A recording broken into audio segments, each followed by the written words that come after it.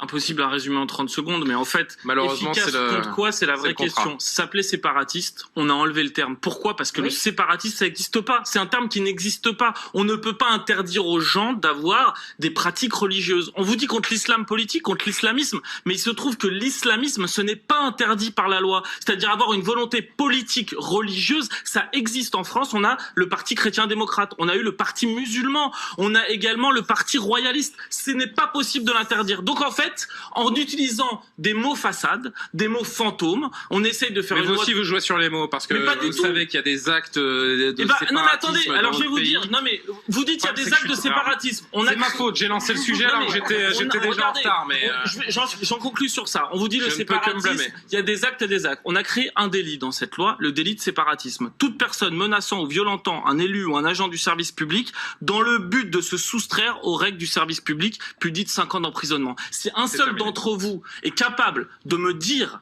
ce que ça réprime, c'est la victoire. C'est impossible de savoir parce que le séparatisme, ça n'existe pas. C'est un concept creux. C'est une comme cette loi.